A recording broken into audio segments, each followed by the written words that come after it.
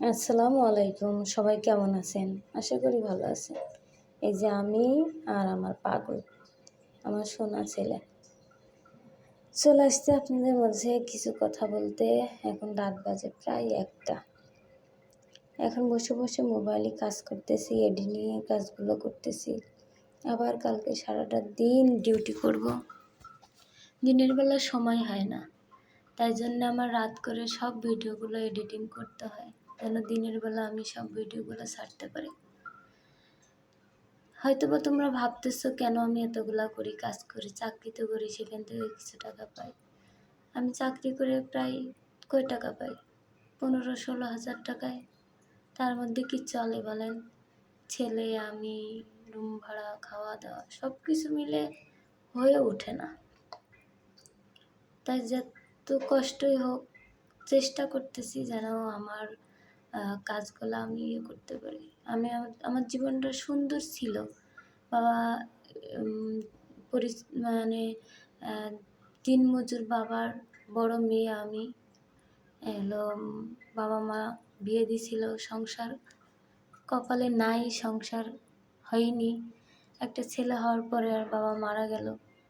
তারপর থেকে এই যে জীবনের সাথে লড়াই করতে করতে এত দূর আসছি। এখনও এখানে আসছি আপনাদের মাঝে। আপনারা যদি আমাকে সবাই একটু ভালোবাসেন, আমার পাশে থাকেন, তাহলে হয়তোবা আমার লাইফটা আরও ভালো হতে পারে। আমার কর্মজীবন হলো গার্মেন্টস।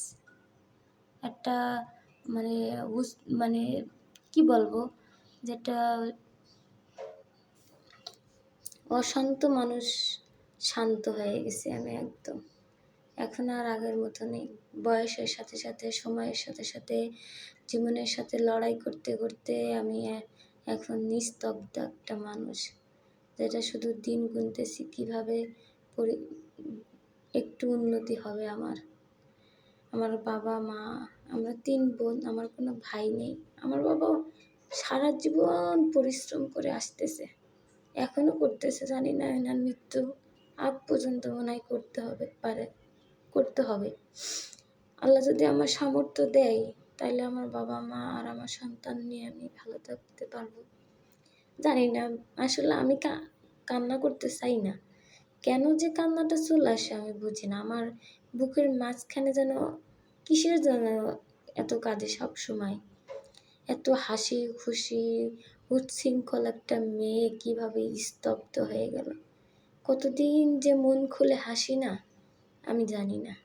কবে যে মন খুলে হাসছে এটাও জানি না।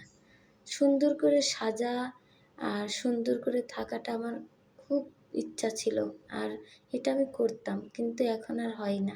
যদি চেষ্টা করি, কিন্তু মুখে হাসিটা জোর করে আনা লাগে।